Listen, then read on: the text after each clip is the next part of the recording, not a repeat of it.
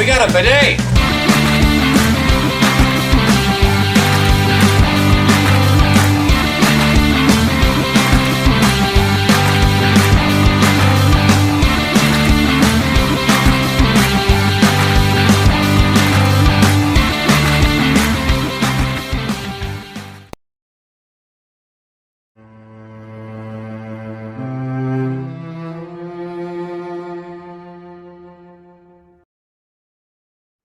Hey everybody, and welcome back for another video. In today's video, I'm talking about the new movie Evil Dead Rise.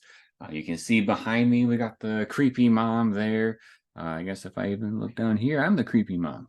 But I'm here to talk to you about the movie, give you some of my thoughts, and then it'll be up to you whether you want to see it or not. Evil Dead really isn't a franchise that Sarah follows. Just with the gore and the grotesque stuff, it's just not really her thing. So that's why it's just me here today. But yeah, I'll just start talking about the movie, what happened. So in the very beginning of the movie, we start off with a cabin scene. We start off with three friends. We really don't get a lot of the mom and family stuff right away. This is a separate group. And so we have these three friends. There's the opening shot is actually like the really cool like first person view of going through the woods, like you're flying, kind of like the Deadites do in the originals. But the little trick here is that it's actually a drone that one of the friends is flying around with. And we find out that there's the three friends. There's two of them that are boyfriend, girlfriend, and then the third one is kind of a third wheel. She's along the ride, along for the ride. That's how we say it. And she really wasn't too sure about going on this trip. She didn't really kind of want to because she felt like she was a third wheel. But she is there with the group now. So she starts telling her friend because she comes into the house and she tells her friend, I didn't really want. I'm having the same second thoughts. I probably shouldn't have come here. And the friend is like laying on the bed in the cabin, and we can't see her face. She's like curled up and she's facing away from us.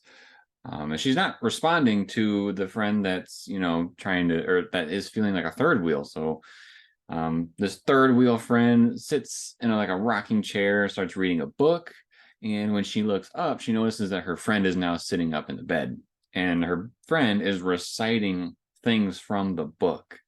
Some of the words that she's talking or reciting is like "let me in" kind of a thing, and she's saying it really creepy and freaking out her friend, and her friend goes up to her and is trying to see what's going on with her because she like falls out of the bed. She's on the floor, and she was like spitting up this like whitish grayish fluid. And when she goes down to see her friend looks like she's dead. And the third wheel friend is like freaking out, and then the friend that's on the ground wakes up, quote unquote, but we as an audience know something's up. She's got the deadite thing going on, and she like grabs her friend and then rips her hair off to scalp her. And we cut back to the boyfriend, which is the one that's using the drone out on the lake, and the girlfriend or the third wheel runs out to him and is like asking for help, and like her scalp's all bloody, and he's like freaking out of what the heck, what's going on. And then we see the scalp plop onto the dock that is going out to the lake. And so the girlfriend, which is now kind of like the deadite, goes out there and she grabs the drone and she like slices her neck and then falls into the water. And the boyfriend doesn't really know what to do. He's like really confused. And so he tries to jump in the water to save her, to see, what actually is going on here. Like, is she just tripping or something? And he doesn't do very well in the water. But we get this really, really cool shot. And what happens is the girlfriend that is the deadite, she like peers over the water and you see her eyes, and then eventually she rises out of the water, and she kind of, rises as if she was like Jesus on a cross kind of a thing. Like that's the pose that she has. And as she comes up from the camera, behind her there's like trees and stuff, and from the trees we get this Evil Dead Rise logo that appears, which is really cool because Rise, it rose with her when she came out of the water. And so we cut from that. We don't know what happens to the girl that's been scalped, which is kind of interesting. Yeah, it cuts away and it goes to something that says like 1 day earlier.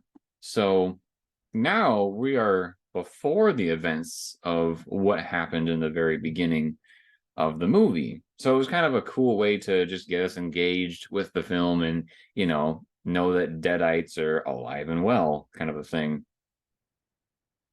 Well, so some of the stuff we go through now is we cut to a club, and I believe her name is Beth. Let's see, I got the names pulled up here. Yeah, I think it's Beth. Beth is this like guitar technician, and she travels around with bands. Her sister, unfortunately, secretly likes to think of her as a groupie. But we get this scene of her in the bathroom, and she takes a pregnancy test, and she is going to have a baby. We don't really have a clear understanding of like a boyfriend figure or anything like that.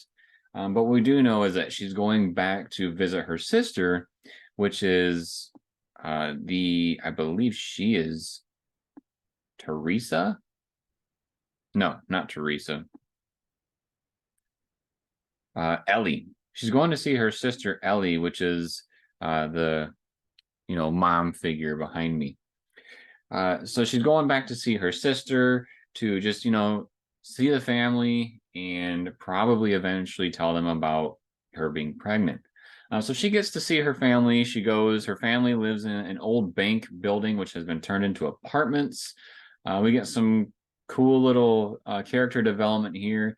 The youngest name is named Cassie, and she is like into some really weird stuff with her dolls. Like she cuts off the head of one of her baby dolls and puts it on a spike and says, "This is Stephanie, and Stephanie will protect me from all evil things," which is really weird. But yeah, so we have Cassie, we have Caleb, which is the brother that is really into DJing, and then we also have Bridget, which is another sister of the siblings. So Beth gets home, and they're sitting around the table, and she's like, "I got these gifts for you while I was out doing stuff with bands." And she's taking things out and handing them to the different people, and she eventually gets to one where it's supposed to be for their dad, and it's kind of like an elephant in the room thing of she does not know that the dad walked out on them. So Ellie says to the kids, "Why don't you go get a pizza, bring it back while I talk to your aunt." And so the kids go to get a pizza, and she fills Beth in, and we kind of get this tension between the two of Beth saying, "Why don't you call me? Why don't you talk to me?" And Ellie says, "I did, and you never responded." And in fact, Beth does have messages from Ellie of her trying to get a hold of her while, you know, uh, she was away from her phone, of course, with all her band stuff. So the kids go to get a pizza, and on their way back, they, park in the parking garage for the apartment place. And while they get home, like once they get out the car and they start walking towards the elevator that would take them to their floor, an earthquake happens. And so it like wipes out the power for a little bit and makes a huge crack in the foundation of the parking area. And then the kids are like looking around, and the brother decides to go off and really investigate what's going on. He finds a hole in the ground, and he's like, yo, there's a hole. And what do kids do? He wants to jump in that hole. So he jumps in the hole and he finds an old vault because, like I said, this apartment building used to be an old bank. And so there's a bank vault down there. And so when he goes down there and he's, going through stuff, he comes across a package, and then he comes across some vinyls. And so he takes the vinyl records and the wrapped up package and decides to take them with him. And his siblings think it's wrong, like you're stealing. And he's thinking, like, nobody's been down there for years. Obviously, nobody's going to care about it. So they take the vinyls and the package with them up to the where their apartment is, which happens to be the 13th floor. 13's unlucky. And the brother, Caleb, decides to take the vinyls, because he's a DJ, of course. He takes the vinyls into his little music studio, and also the book. He's looking at the book first, and he's trying to open it, and this book has like teeth on the side of it. And he's trying to open it, and because he can't open it, he like pokes his finger on it, and it causes him to bleed. And the blood from his finger drops onto the book, and then the book like sucks in the blood, like drinks it. And that's what causes the book to open up and then eventually be able to like open up and flip through the pages. The pages do like freak the kids out. I believe Bridget is with him when they're looking at this book, and she's like, we shouldn't have this. This is creepy. Just get rid of it. And, it's wrong for stealing. So they move on from the book, and Caleb decides to listen to the vinyls, the records. And when he's listening to the vinyls, it's basically like a meeting with priests and talking about this Book of the Dead. And they talk about how there's actually 3 books that are out there, because we know about the originals and whatnot, and now we have this one. So he is learning about the Book of the Dead, and the priest is reciting. He's reciting different things. And there's more than one vinyl as well. So he listens to the first one, which is kind of like the beginning of the meeting and talking about the book. Whereas when he puts the second vinyl on there, that's when the priest actually reads something from the book and causes everything to go crazy and in motion. So once the magic words have been spoken, the mom goes to the elevator, and the elevator, like the cords and everything, just like wrap around her, and then she's like screaming, and then the deadite, goes in through the mouth and possesses her. So she goes back to the apartment, and she just appears very, very sick. So her kids and Beth are trying to take care of her, and let's see. Yeah, there's just a bunch of sequences of them thinking that she's sick, so that they put her in a bathtub because she's like super hot.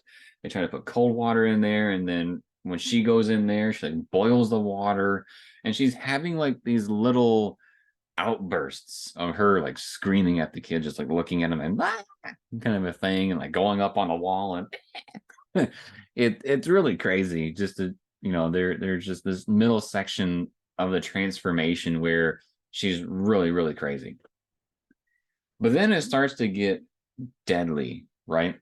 Because Beth is trying to go to the neighbors in the apartment complex and trying to get them out so that she can, say, hey, something's really wrong. Can you like watch over the kids, or can you help me with my sister? And one of the interesting things is one of the characters, his name is Gabriel. He is trying to like close her eyes, because when people die, you tend to close their eyes if they're open. Excuse me. And when he closes the eyes pop back open, almost like a spring, like closes them and pops right back open. So it's really weird, and like her movements are very quick. So she kind of wakes up, and then things go nuts.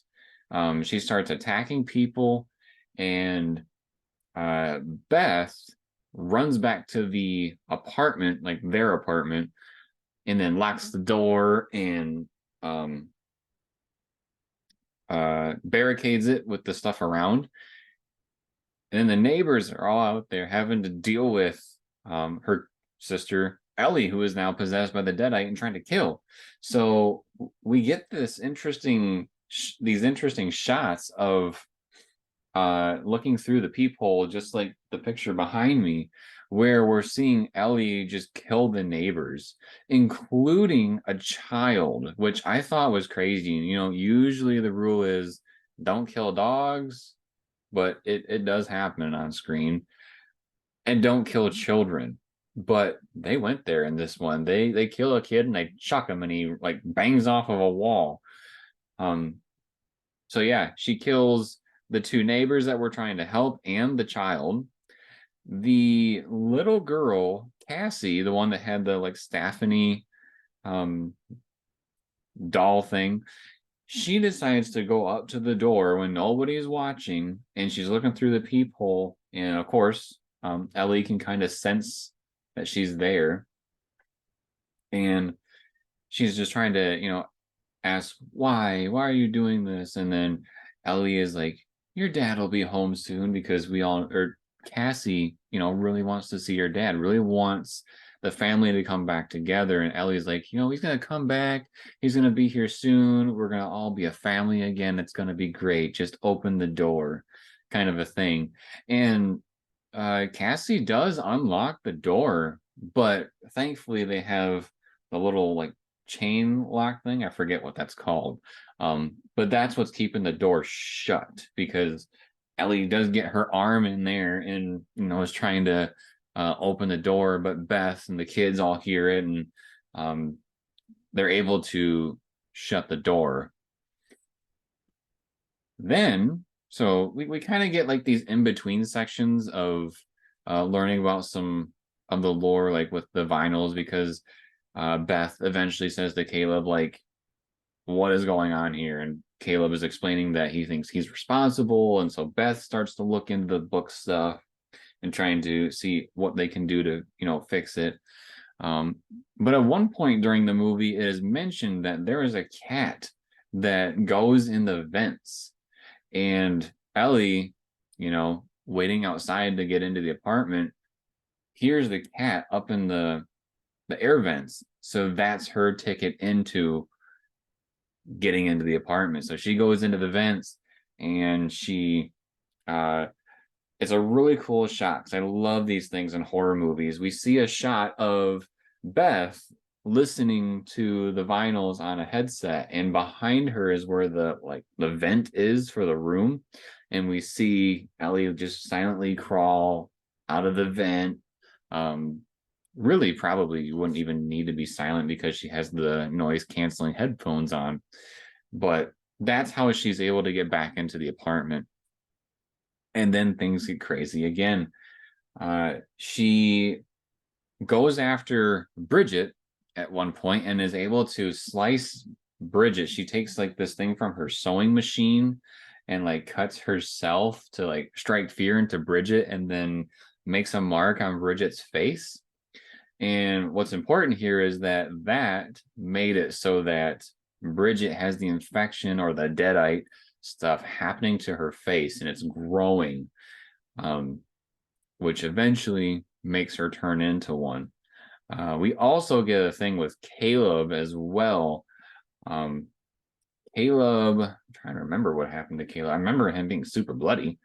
I honestly can't remember. Oh, I think he's the one that had I don't know, one of them had the cheese grater like get on the back of their leg, and then it like carve their skin up from the back of their calf. Um, yeah, I don't remember what happens to Caleb, but I do remember that he does turn. So eventually Caleb and Bridget are turned into deadites because they have been infected by Ellie. One of the crazy things is that when we see Bridget turn, we actually see her like standing on, kind of like as if she were like a catcher for baseball. She's kind of like sitting on the counter like that, like crouched down, and she's eating glass. And this is where we see the scene from the trailer where there's like glass protruding from her throat. And it's actually Beth that's watching her do this. I remember because Beth is watching her and she makes a joke about having things in her belly, referring to Beth being pregnant, um, and kind of alluding to that it might be unwanted because it's like, I eat glass to cut out the unwanted things in my belly, kind of a thing. And this is, I believe Beth is the one that gets the cheese grater because she goes to run away and falls, and then Bridget's Deadite character like slams it on her back leg and rips the back of her leg. But eventually, Beth and Cassie are able to get out of the apartment and they run to the elevator. They pick up a gun that one of the neighbors was actually using to try to fight off Ellie in the hallway. So she picks up that gun. The stairs are all broken from the earthquake. So their only option is the elevator. And when they go in the elevator, the power turns back on. And so she pushes the button to go down, but then the buttons start to fill with blood. And then the elevator is just pouring with blood in, as if, like, if we don't do something now, we're going to drown in blood. And so they decide, well, maybe we can get through the top. And they, open the little ceiling panel piece. And that's where that's where the siblings and the mom are, because they're chasing after them.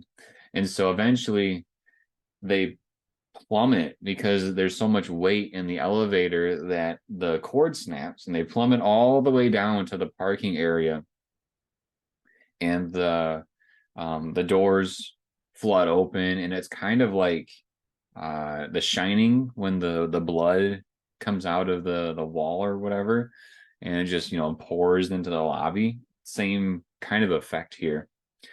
So they get to the parking garage, and while they are doing this, there's like this final sequence that happens within the Book of the Dead where the two kids that are deadites are like